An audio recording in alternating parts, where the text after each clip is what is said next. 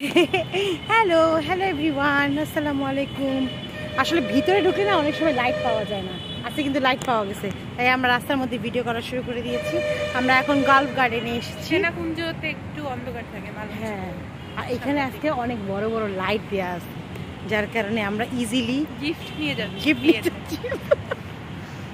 আরো গিফট আছে, এই যে ব্যাগের মধ্যে লাউ কুমড়া আছে, আর ওখানে রাখা আছে সবজি। পাশে তো দেখো অনেক সুন্দর।